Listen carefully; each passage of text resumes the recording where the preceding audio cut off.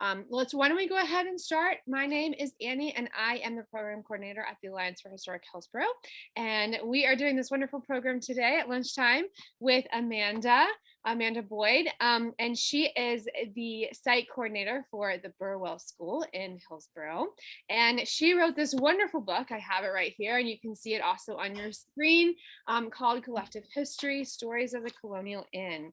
And the book is for sale at the Alliance at the Visitor Center, as well as Purple Crow in Hillsborough, and you can also order it on Amazon. I will also put the title, the full title, and the link to Amazon in the Q&A too, if you want to order directly from there. Or again, you can also order it and purchase it at the Visitor Center. So Amanda, we're going to do a little kind of just conversation about the book, about Amanda's research, about the Colonial Inn itself. So Amanda, why don't we start with just telling us a little bit about the book and telling us a little bit about the Colonial Inn.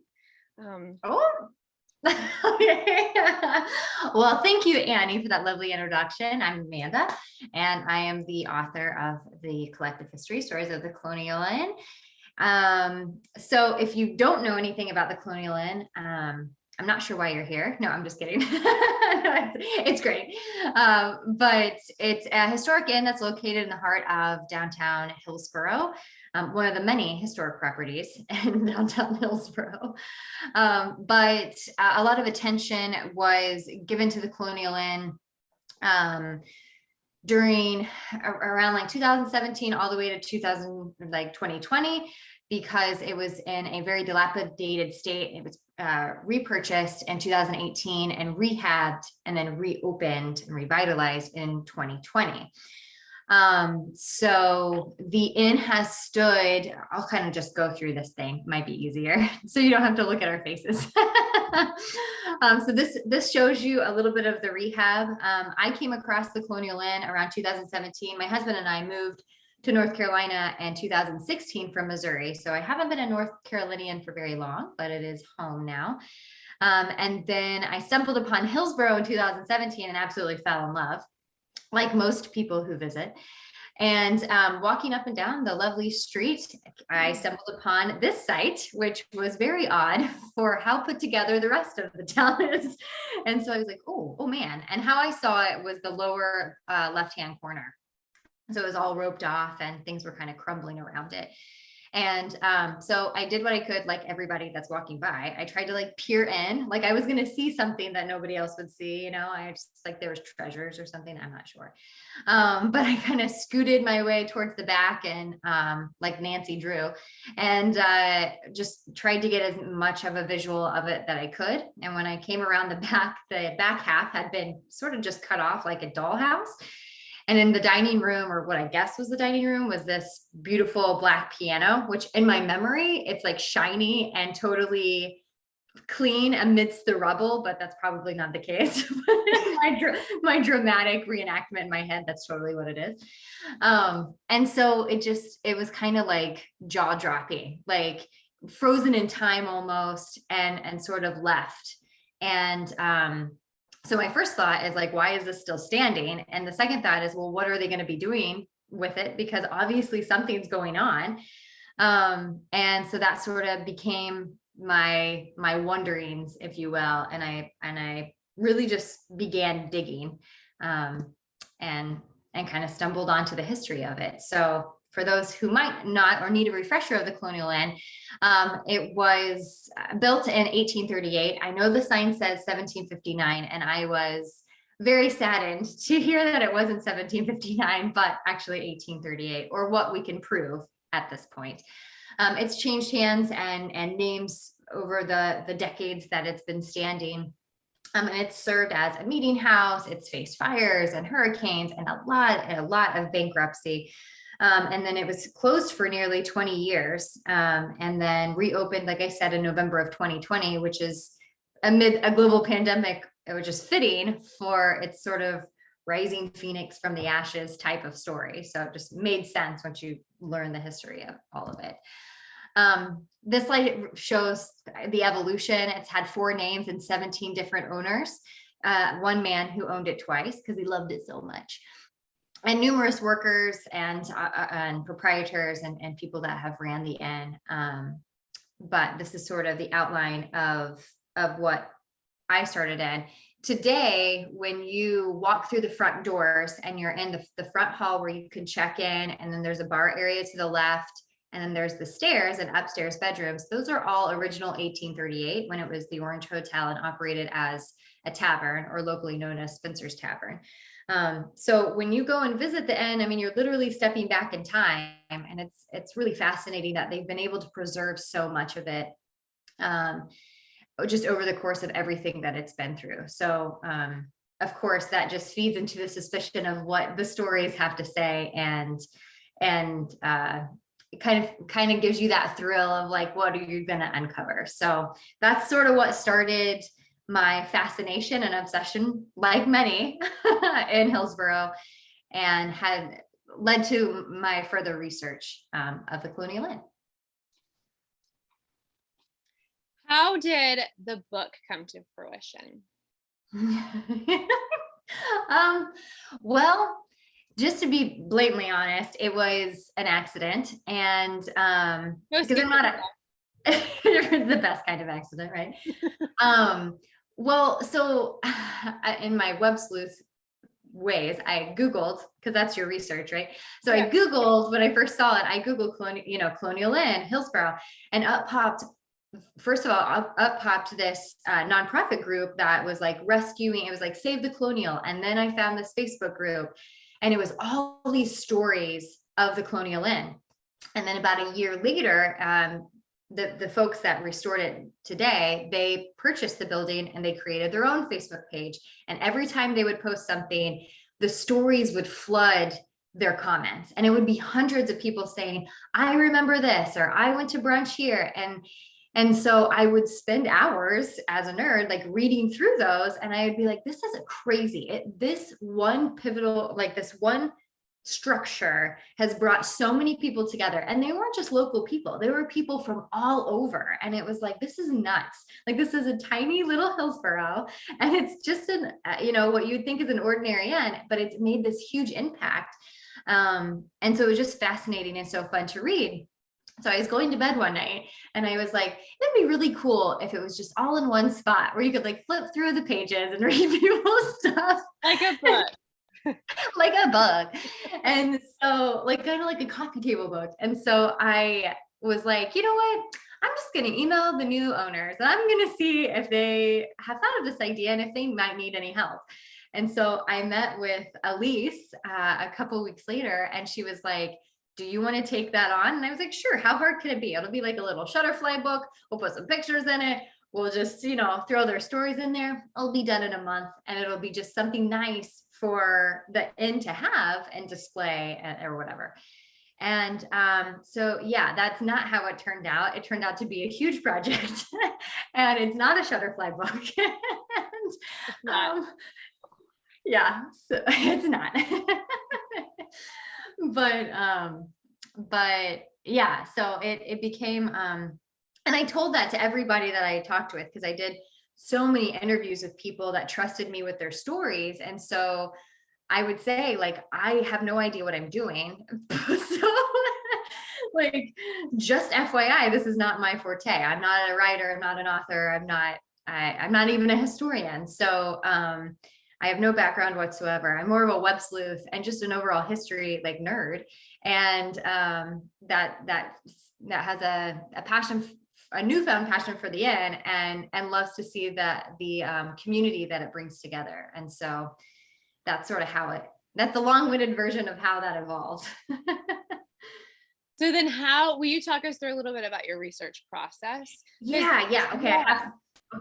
Go ahead. Sorry. Go ahead. What was the research process, and kind of how did you gather this information? Because I know you said that people wrote in on the Facebook page, and the Alliance is in the visitor center, so we get lots and lots of calls of people remembering the inn and stuff like that. So how did you kind of sift through all that information to then put it into the book? And for those of you who haven't yet seen the book is laid out in this kind of historical timeline, with then, each page is kind of some pages are different people, with commentary on what they did at the inn, and then there, information about remembering different weddings, memories, stuff like that. So kind of how did you sift through that information, and talk to us a little bit about your research process? Yeah. I have some slides so that way people don't have to look at my face. So yeah, sorry, I should have been more clear. I just got really excited. But how the Annie's correct. It's set up like a historical timeline and really split up into 3 sections. So the first section goes through the not only the building's timeline of how it evolved, but also the owners of it and the workers during that time period. So it starts in the 1800s and goes with each owner, and when they purchased it, and what if the building evolved, or if it adopted other properties, or if it lost other properties, or what have you. And it tells really the biography of those owners and of those workers, the ones that I could find details of. And then the second section is really about the memories. So that's when the people had written in, I remember the brunches, or I had my wedding there. And then the final section is your memories. So if you come to visit, it's like a little journal entry where you can put in your own colonial land story. So you get to be part of the book as well. So that's kind of cool. But so I've talked a lot about the book, in other presentations, but no one's really asked me about my research. And so I'm going to try not to nerd out, and I'm going to just stay to my script. Nerd out as much as you would like. But again, I am not a historian. I'm more of like a web sleuth and a nerd. So I began my research in January of 2020. So my full plan was to do a lot of things, but then obviously COVID happened and it all came to a screeching halt. But before that, I was able to dive into the records at UNC. I got to go to 2 visits, which if you've ever been to the archives at UNC, that's not enough time, but that's okay. 2 visits is better than none. But digital archives really became my best friend. So newspapers.com, Ancestry, Digital NC, the Orange County deeds records. Oh my gosh, shout out to Mr. Chilton for all the work that he's done, because it's amazing. And reading deeds is extremely hard because it's like cursive, but fancier cursive. And so I would go through the deeds and I'd have to go back through them, because I'm like, wait, did it say this date? Like, am I reading it right? But I couldn't be more thankful for the technology. And during COVID, it just grew. So Ancestry and Newspapers and Chronicling America, they all expanded their database because they all had time to do that. So that was really helpful and interesting for that process. So I began really with the maps, and that gave me this timeline of how Hillsborough expanded. And so it was interesting as I was researching biographies of the people that worked there for the historical aspect. I was able to see how their lives in other ways outside the inn impacted Hillsborough. So a lot of the owners, most owners had a different profession or multiple professions, and most owned multiple bouts of land. So a lot of tobacco, a lot of tin manufacturing that was just off of Churton Street and King Street as well. So they might own, different businesses, and they also had the colonial land. And I think that having that investment in your community as an owner of the inn sort of started the trend for it being this community gathering spot and hotspot. Plus, it was right down from the courthouse for the majority of its time. So that helped too. But it was cool to watch not only the colonial inn grow, but Hillsborough grow. So it was almost like they were like 2 little babies growing together through these maps.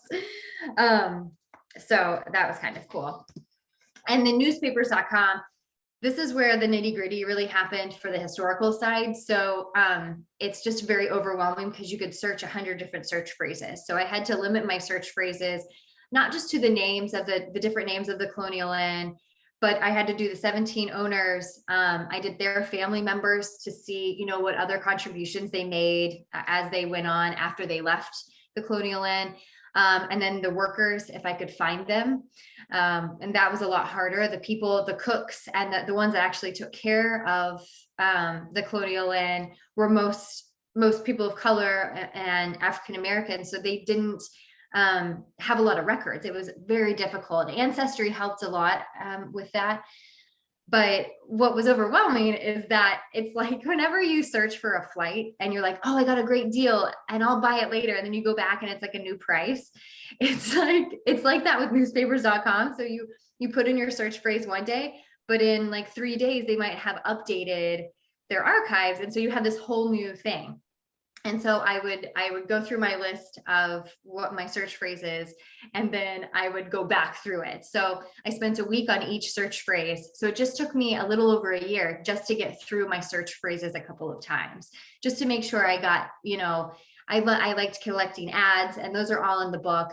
As much as I could, there were recipes, there were news articles throughout the years. So all of that I was able to include in the book, which was really nice. And the news articles about the owners, that gave substance to who they were. And I think that provides the community feel of what we know about the inn now. So anyways, so yeah. And then, like I said, the people, I kind of dove into their stuff, and I tried to corroborate details. Of course, anybody that's been around Hillsborough for any time has heard the infamous stories of the inn. So I tried my best to corroborate what I could. Starting with Henry and Sarah Stroud, who Sarah is credited with saving the Colonial Inn during the Civil War. Whether it's corroborated or not, you'll have to read in the book. I'm gonna tell that story. You want me to tell the story? Yeah. Yeah. Oh, okay. Well, so Henry had died. He was home on leave. He had medical leave from the Civil War, and he ended up dying of influenza at the inn. And so Sarah was the primary holder of the property, and the tale or the rumor is that Sherman was making his way up north, which we all know to be true, and he made a stop in Hillsborough, which we can't find any record of. No. And the story goes is that Sherman's men were kind of pillaging downtown Hillsborough, and she did what she could to hide the valuables. She hid her daughters in the attic, and the horses and whatnot. And as the men were coming in, she had the idea. She remembered that her husband was a mason, and so she went up and got his mason apron and hung it over the top veranda balcony that you see there. One of the soldiers that was, doing some of the pillaging saw it. He was a mason himself, and he demanded everything to be returned back, and then sat guards outside so that way nobody messed with the Colonial Inn. So she was commended on or celebrated for saving the Colonial Inn. And it was really interesting because I got to talk to her descendants on both sides. So they didn't know each other, and they told the exact same story. And so both sides have passed down this story and say that the records are a verbal history from Sarah's 8th daughter, Octavia, who was born at the inn. So it's hard to say. I mean, that's a hard story to corroborate. I don't think that Sherman would have written in his diary that happened. So we don't know how we corroborate that. We do know that that Henry was a Mason, as were all the Stroud brothers, the Stroud family. So that part is true. So I would say that you could say that maybe that happened, but you just don't know.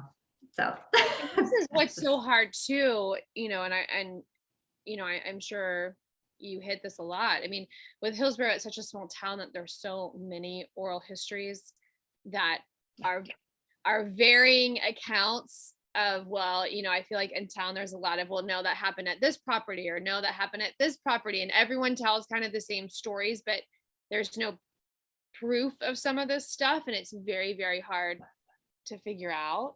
Yeah.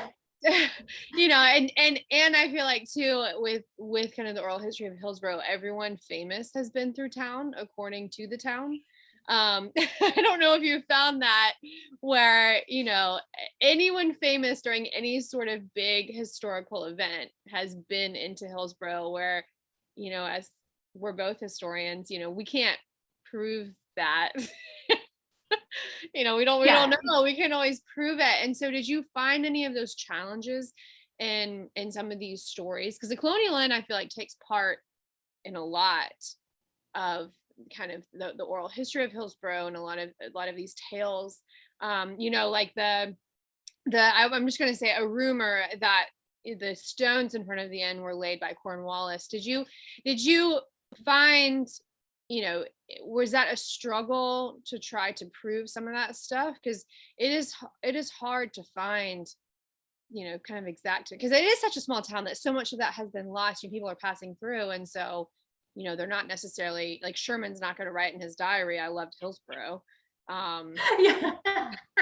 We don't Or have you- any records that he was this far west into the state. He was in Raleigh, Yeah. and kind of, that part of North Carolina, but his men were in Chapel Hill, but we don't know that he came to Hillsborough. So, how did you kind of adapt to that, and how did you try to delve into that part of the history? And was that a struggle, or were you able to prove any of these kind of historical figures? That's really what you're asking. Yeah. So when it comes to the Civil War, the Stroud story and the Cornwallis story are the big ones. The Cornwallis staying at the end, putting his headquarters there. That one we know we know Cornwallis was in Hillsborough, and we know his headquarters were here. So that is confirmed, but the inn did not stand at that time. So I think what was extremely challenging was trying to prove that there was any type of building that could have been used as a tavern before 1803.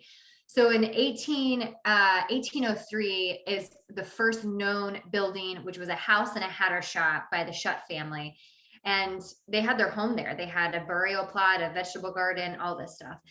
That was the first known erected building. And I tried so hard to find something, whether it was just like a little hut, like, was there anything on there? But we just couldn't do it. And in fact, that lot was part of Edmund Fanning's ownership when he lived over there. And of course, we all know what happened with Edmund Fanning, and then he left. And that property went back to the state at that time. So it was extremely hard, because I wanted to be able to prove that these legends were true. And I'm not saying that they're not true. I'm just saying that right now there's no evidence to support that at this time. It's kind of like the Stroud saga, is that, it could very well happen, but like you said, Sherman's not going to write in it. I'm sure in his personal diary, if he did come to Hillsborough, he was like, "I loved Hillsborough. What an amazing place." But that's not in his war stuff. Like, that was buried with him or something.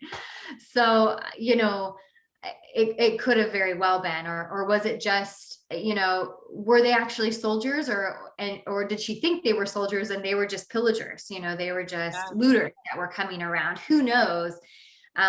Because it was such a troubling time that it's difficult, but so I don't want to squash anybody's dreams or stop the tales that are happening. I still think you should tell the tales, and perhaps someday something will surface. That's the beautiful part about history, is that it's always evolving, and there's always things coming out and found out. So the things that are in this book, you could do another volume in a year with things that with what you find. What I did find it extremely helpful was to talk to descendants. That was really, really interesting. So this little guy over here is Thomas Corbin, and his descendant lives in Danielville, Virginia, and was an amazing help. And he owned the Colonial Inn, and he called it Corbington Inn in the 1920s, and owned it for a good period of time. So hearing his family details and how he shaped it, he ended up expanding it and adding the first kitchen. So that's a huge turning point for the inn. And then the ladies on this left side of the screen are some of the workers and some of the cooks that have never really had their story told. And their descendants kind of have those details, into their heart. So this was I felt very privileged to be able to share who those were, because food has been such a community pull for the inn for many years. And so these are the faces. The woman in the middle that's plating the food, she is Annie Terrain, and she's the one that did the Cornwallis yams that everybody talks about, and the cobblers that were so famous during the Crawford time period. And so it's just fascinating that these things, these cookbooks that were sold, these were Annie's recipes, and we finally are able to tell her story through her family details. So that was a really cool, and made all the digging and all the dead ends such a fun process and so worth it. And there's so many more that I couldn't find. I would scour Ancestry and it's just not on there, and I couldn't get in touch, or the contact information I was given didn't work. And so it was those barriers that I was hit. I feel like the people that were, quote, behind the scenes have a lot more to tell about the inn than I was able to find at this time. So there's still a lot that's untold, but like you said, those stories that I had to come through for Facebook are the stories of the people that would come, and they became sort of my favorite thing, because they were the simple stories that we all have. I think we all have a place where whether it's your grandma's house or whether it's a colonial inn style place, we all have that place that brings nostalgia when we think about it. It's like, oh yeah, I remember this. I remember this.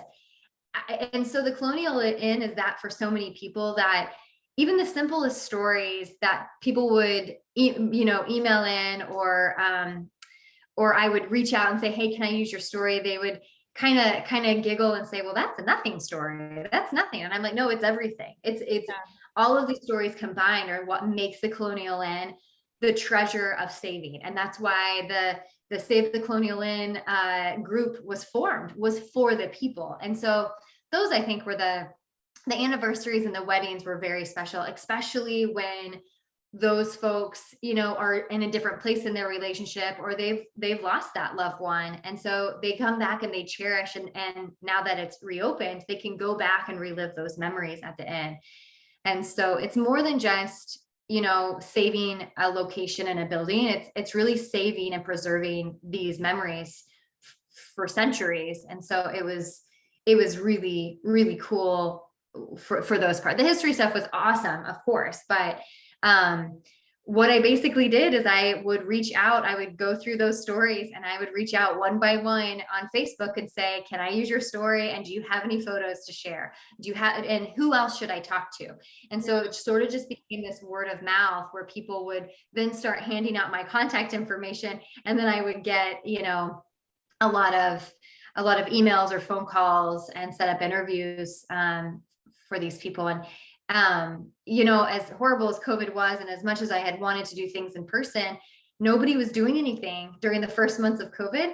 So it was crazy easy to get people to kind of go down that, focus on something positive.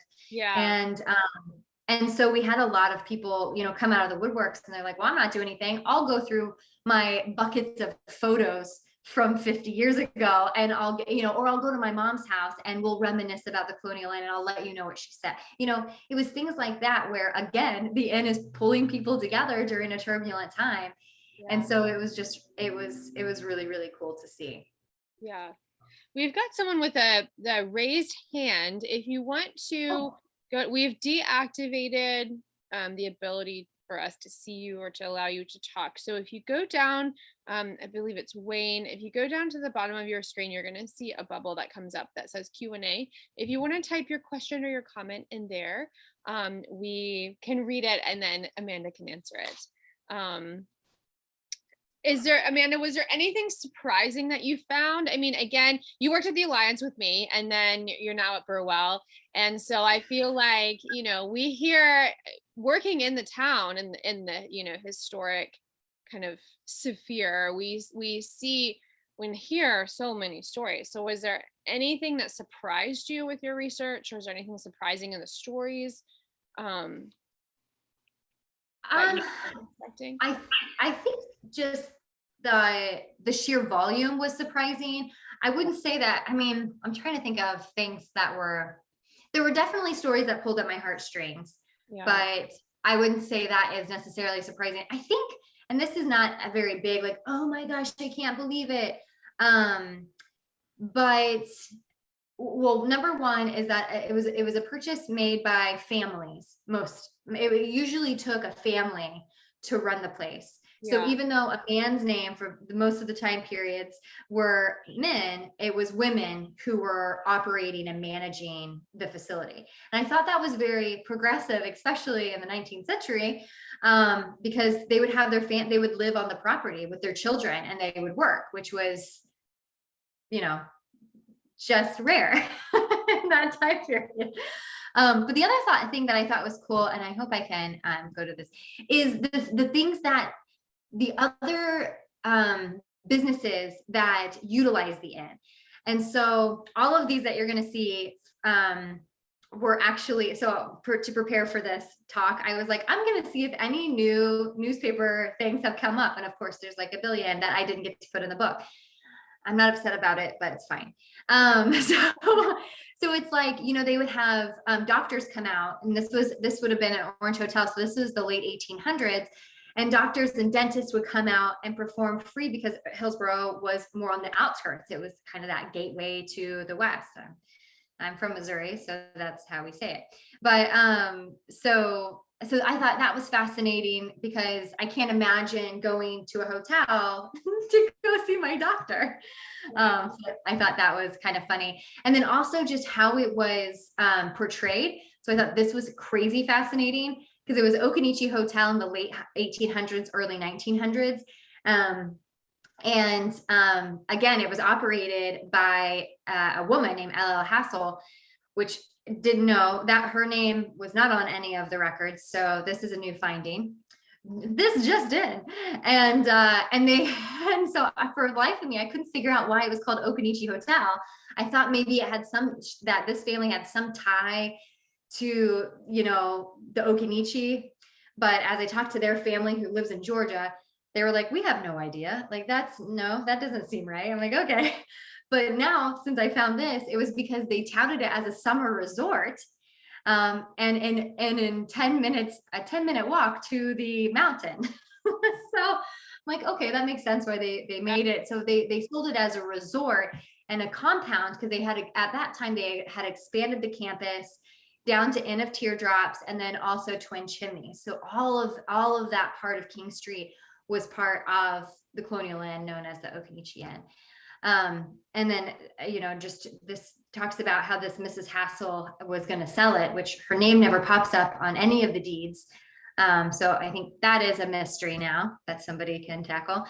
And then this is in the 1940s, there was a dress shop in there. And so it's like, what else could have been in there? We know there was a beauty salon. We know there was an antique shop that was kind of later in the 80s. So we knew those facts, but this just leaves you wondering is what else was there. And I loved this because I had a really hard time finding any type of advertisement for pricing. And then of course, the other night when I looked up, there it is.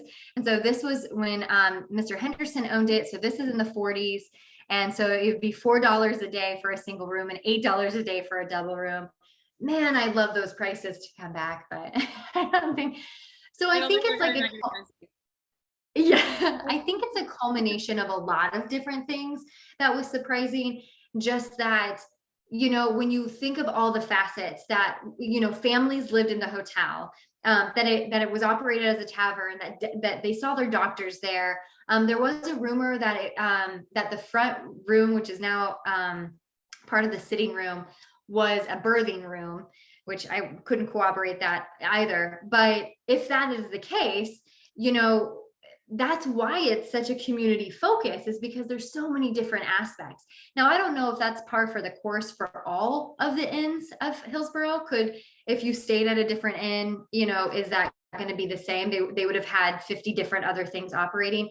I can't tell you, but I just think that it makes a lot more sense. You sort of, as the inn evolves, you see this personality, and honestly, Hillsborough is the colonial inn and the colonial inn is Hillsborough.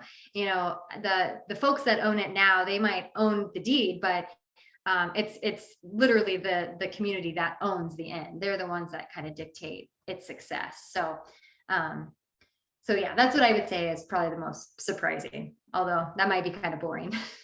I wish I had a good ghost story for you, but there are ghost stories in the book. There's a couple of ghost stories.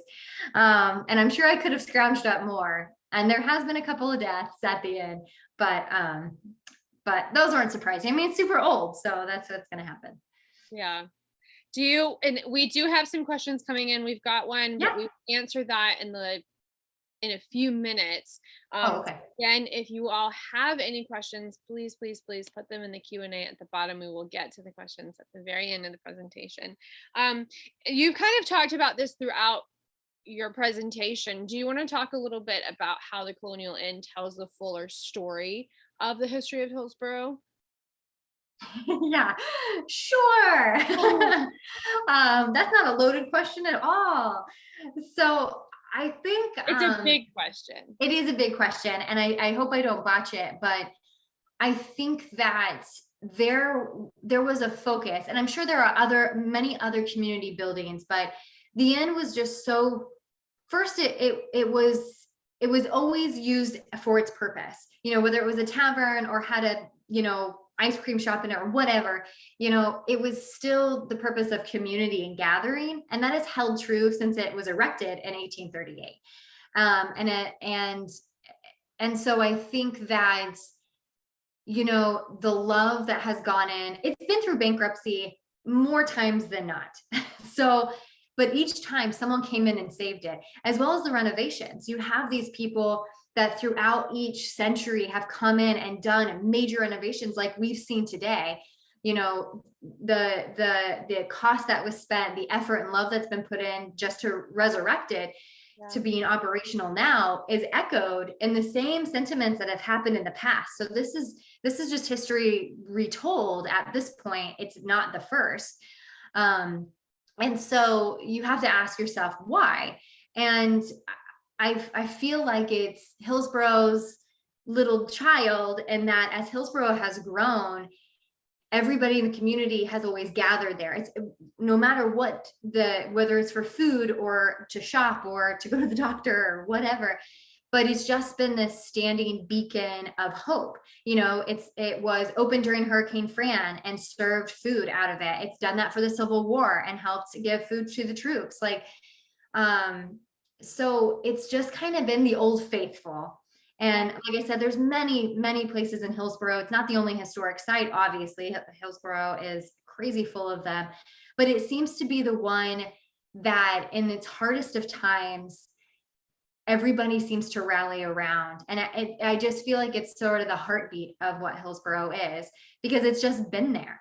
It's just been there through thick and thin, and it's been whatever the community has needed at the time.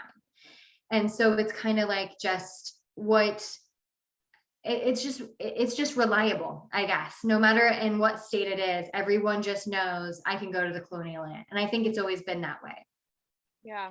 Well, and I think sometimes too, to build on that, I feel like people forget that history is not just the big moments like Cornwallis and Sherman and Fanning. It's not just the big moments, it's those little things like the weddings and going to get ice cream and going to get lunch in this place. And it's those little stories that kind of make up the history of the community rather than just these kind of big superstar events that happened or people who've been through there or something like that. I mean, the courthouse obviously is one of the most important kind of historical places in Hillsborough. With it's seen so many trials and things come through there. But I feel like you were saying, the Colonial Inn, just stands for the community and how people lived day to day rather than these kind of big moments that, again, tell a story but not the full story.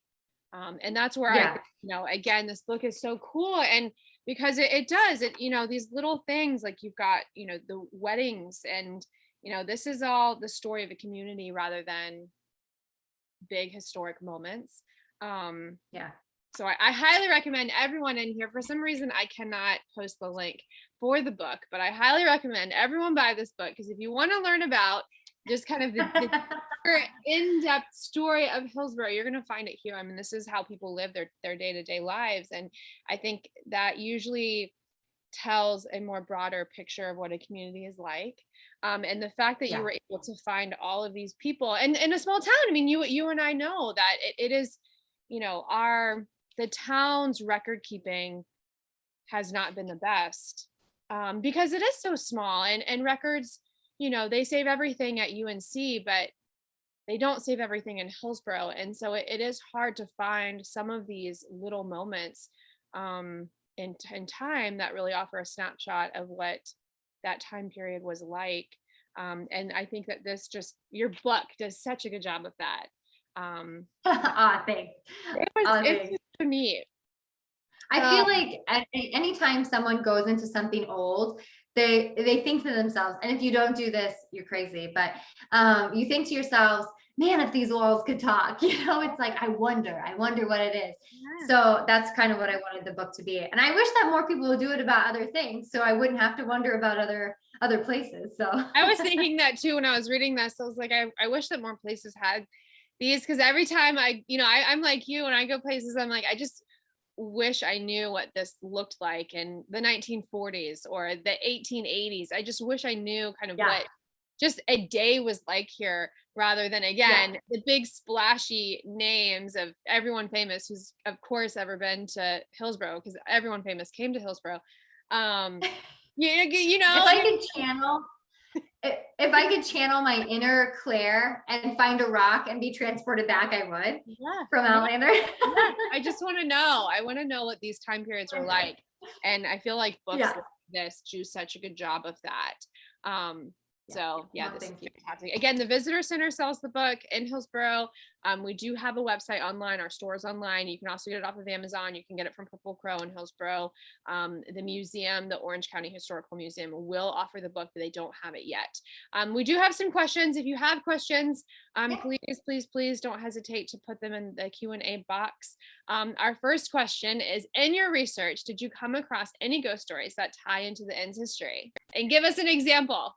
We want to tell a good ghost story. Let's see. I think the funniest one was, well, they think so. She says it's that her Cornwallis ghost, but we know that it probably can't be Cornwallis. But there are numerous stories of the kitchen, which was an older part. It wasn't the original part, but it was an older part of the inn.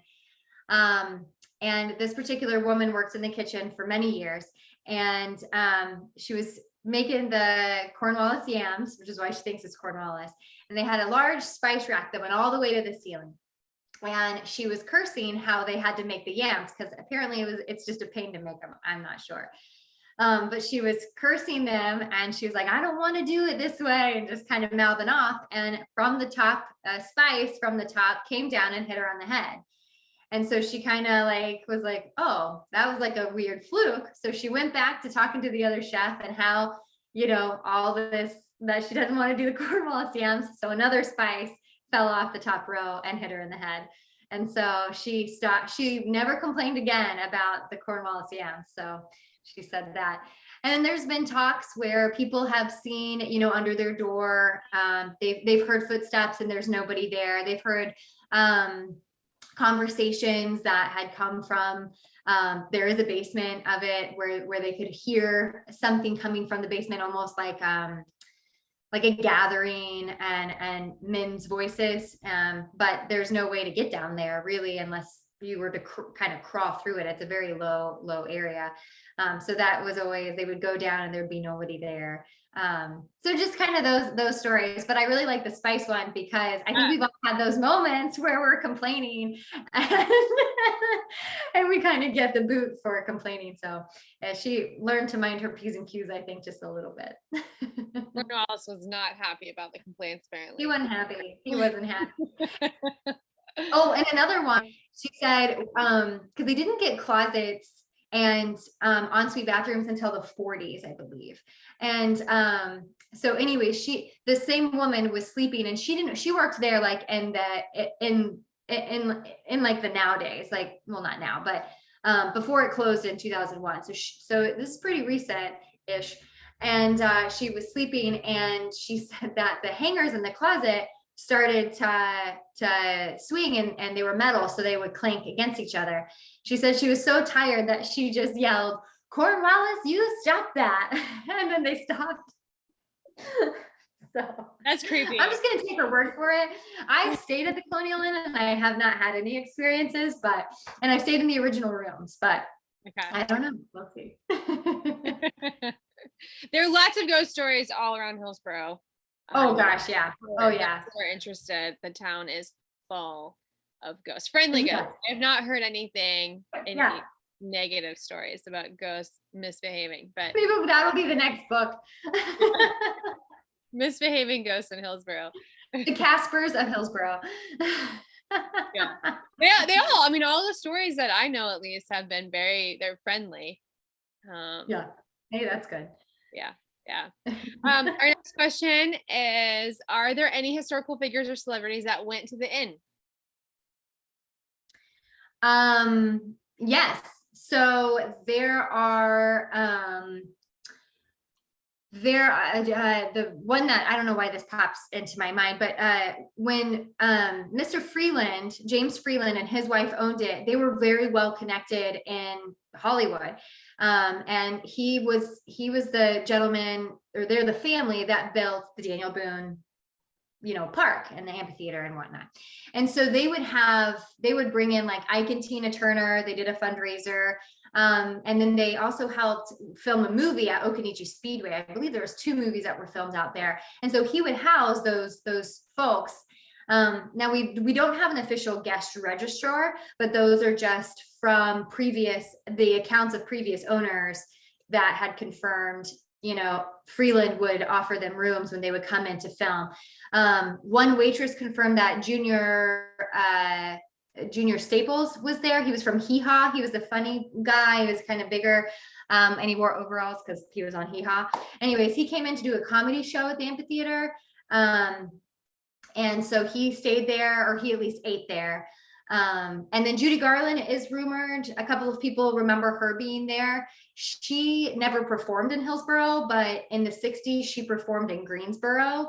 And so the question is, did she stay in Hillsborough and just perform in Greensboro? So on those dates, but we don't really have an official guest registrar. So again, those can't really be cooperated. So we can't say, oh, for sure, like that, this happened, but we just kind of go with the oral history of things. So those are the ones that pop out in my mind, that would make a big statement. But most of those happened whenever Mr. Freeland ran it, because he knew everyone. One story he shared, and he didn't go to the inn, but one story is that Mr. Freeland had an antique car collection, which everyone knew because he had it displayed at Daniel Boone.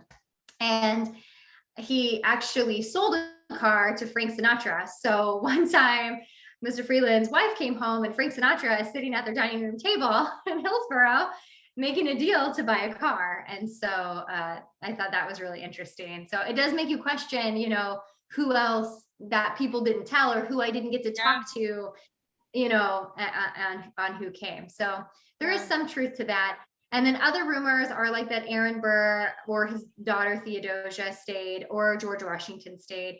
Those were not cooperated, and the timing and the years that they would have been there don't match our records at this time. Yeah. So I will say I went to grad school in Virginia, and George Washington has been everywhere. According to historic sites in Virginia, George Washington has stayed in every building in that state. So, in keeping with that, I wouldn't be surprised if, of course, he was also in Hillsborough. Of course. He's been everywhere. He could have camped. Yeah. I mean, he could have camped on the lot. Yeah. So, but as a building, it wasn't there to our knowledge. Yeah. What's interesting about Aaron Burr, though, if he actually Yeah, I think the confusion comes from, his daughter died or went missing on the shipwreck of North Carolina. So I don't know how that came from the coast to Hillsborough. Yeah. But that's the only because the time period that it was spoken is the same. And so that's I don't really know how they got there, but yeah, unless they were traveling and then cut over, maybe. Unless he came down to inspect, you Yeah. know, but he would have been overseas at the time, Yeah.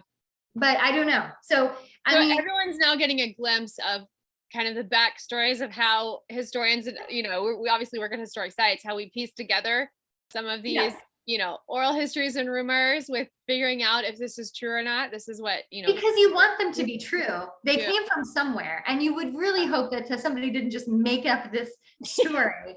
But so you're like, oh, please, can I just, and you Yeah. want to be the one that finds it so Yeah. bad to say, Yeah. Eureka. Yeah. Um, Smoking gun, if you but will, if, this is yes, absolutely absolutely. correct. Yeah.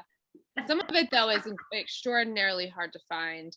Yeah. Um, Just so records, they didn't, so for those who are watching, keep records. It matters. yeah, it does. It really does, especially now when we don't keep daily diaries, and we don't. Most of our activities that we do are online, and the internet deletes itself. I mean, the internet cannot take a snapshot of everything you do every single second because it changes so often. I mean, think about how many articles you see online that have been updated.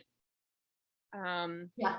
they update articles all the time, and so it's just very hard to prove this stuff when you don't have physical records. Really, just what we know is what has survived is Yeah, what's just so absolutely. challenging. And again, where this book is so important and so cool, because you went back. I mean, these are surviving memories that you've Yeah. documented and are so important to telling this just full story. So we've got another question about any connection with the Colonial Inn and Burwell School. Yes. So, yeah, I feel like that's probably from a Burwell person. It's not. Oh, it's not. Oh, wow. Okay. So it obviously was standing during the time, or it was there during the time the Burwell School operated. The Burwell School is older, as is the Alliance, according to the deed records that we have on hand. But there has been people that have lived at the Colonial Inn that worked or were previous students. And a couple of them are mentioned in the book. Margaret Young, I believe, was the one that pops into my head. She was a descendant of William Hooper and was there when his grave was doing something. I don't know. One of the commissioners pulled up some dirt about it, and I was like, oh, cool. I believe it's in the Burwell School book, those details. But so there's that. There wasn't any, and honestly, I could have, and this would have taken many years, is try to tie the other historic properties in with the inn. Sorry. So that would mean me going into Burwell's records, or the even the building at the Alliance, and saying, okay, so what was happening then, like connecting the Colonial Inn more outwardly, would have taken, to corroborate those in more detail, it would have taken so much more time. It would have been super cool, especially like with the academy. That would have been really neat, since that's sort of lost and the building is gone. And there was so much involvement with the Civil War at the Colonial Inn, and then of course the academy that was there. So that would have been really cool. So any type of connection with Burwell was really just kind of a happenstance finding, where it was like, oh, this person worked at Burwell but lived at the Colonial Inn. Yeah, or Because it for could have most been it's parents visiting daughters, maybe right, staying it there. was things like Yeah. that. Yeah. And a Yeah. lot of that guest registrar is with the newspaper. So you can go through, because newspapers used to be much different. It would be like, Annie talked to Amanda today. It's like, we don't have that Newspapers anymore. used to be the Facebook of Instagram. Yeah. But I almost, tried to save those clippings to create a timeline of people who stayed. And I just couldn't, I thought, what, that's going to take too much time. So there are a couple connections like that. I think there's probably deeper ties. There's deeper ties with the Masonic Lodge for sure, because the Lodge brothers would go to the Colonial Inn. So I'm sure there's tons of stories there. And they also helped with the war effort, and other taverns. And so I think there's always more to be told in Hillsborough. So I hate to just give a surface answer, but that's all that's included in the book. Well, I think it's hard too. I mean, there's so much out there. There's so much you could have delved into, that having a specific focus kind of helps tell the story. And the story in this really feels like it's the people. Yeah. Yeah. And that was the intent. But man, there's so many tangents where I would go and I would spend days and I'd just be reading stuff. And I'm like, this has nothing to do with what I'm supposed to be doing. Like I need to focus.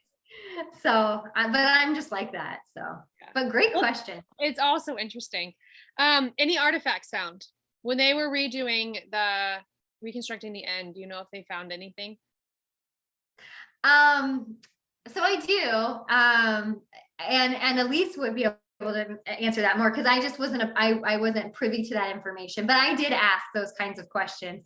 One thing I thought that was interesting was they found a safe in the wall. And I believe it was downstairs where Elise's office is, which would have been addition to the 1838, but was there during the Civil War. And so I asked her, I said, well, did you find anything in it? Because that's what you asked for. Yeah. And she said, no, but I think she's lying. No, I'm just kidding. I think she would have said something. But another cool thing that I think, I don't know if this would be considered an artifact, is they found a lot of the original nails and stuff like that you normally find, and they salvaged those. They have, Elise has the original desk that was, or not the original, but the desk of Sarah Stroud. So that was in the Civil War. That was her desk that sat at the front as the check-in. It's now being used as Elise's desk in her office. And then a cool thing they did in the original part of the building, which is now the bar area, is they framed out the original wall. And so when they got through the layers of plaster and stuff, which wouldn't have been there in 1838 or drywall, they could see the original wood slabs, which they had, the Alliance, had later carbon dated. But they framed those out so you can see, what the wall would have looked like. So I think that's even worth just stopping by. I mean, grab a cocktail, see the old wall, maybe hear some ghosts. I don't know, but it's worth a stop by, I'd say. Absolutely. But yeah, I'm sure that there were numerous things, like small things that they found. The basement isn't opened to the public, but I was able to get a sneak peek down there, and you can see where there was potentially, where they had coal or some sort of heating system. And so that's still there, like remnants of what used to be there, and old window carvings that have been bricked up. So it's fascinating to see, and see them try to guess what it could have been, and how did they get down there? Because right now it's all wonky. You have to kind of crawl to get there. So was there another entrance? Did it sink? I don't know. All right, we've got one last question about if there were any fights that happened. Fights? Do we know of any like battles? Do we know any duels that happened? Do we know any Civil War stuff that happened there? I'm trying to think. I have not heard of any. That's not surprising that I have not heard of any. No, but how cool would that be? Like if there was a duel or I'm sure that, here's the thing. It was a tavern and there's always been a drink. Yeah. And so obviously there's probably some drunken brawls that's taken place. Obviously. So let's just hang our hat that has definitely went down. But as far as like duels or cool sword fights, nothing that came up. Nothing that's been passed through oral history. No, nothing that's passed through, nothing that I've been told, at least. So that doesn't mean it's not out there, but I just haven't.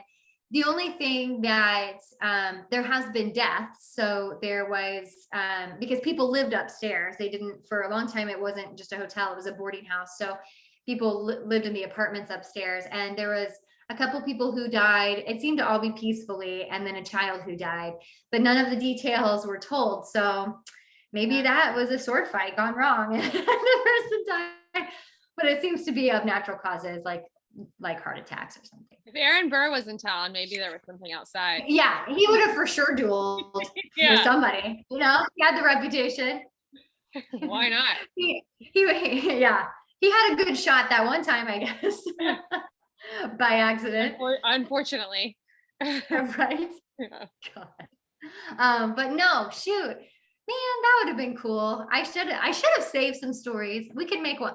I don't know who asked that, but if you want to make it up, then we can start that, trickle down, and see if it just amounts to anything. Aaron Burr was in town He was in town. visiting It was George actually where him Washington. and Hamilton like fought. He fled from New York Yeah. after the Hamilton duel to Hillsborough and stayed at the end, and then he had another duel with one of the Masons. across town. Totally. You know what could be a more convincing story is that there was nothing on the lot, obviously, when Edmund Fanning lived at, across Yeah. where the Masonic Lodge is. But we could say that when he fled, he hid in the trees of lot 15. Oh. And there was a battle royale with the regulator.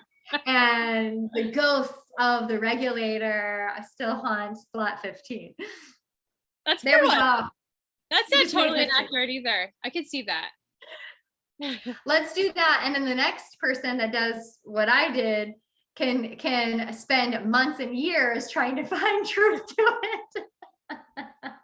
Mark Chilton has But weighed no, in. He says that very well could have happened. Wait, who said that? Mark Chilton. Oh my God, he's on here. Yeah. Oh my gosh. I'm like a fangirl. Hey, hey, Mr. Deeds. We've got a celebrity sighting.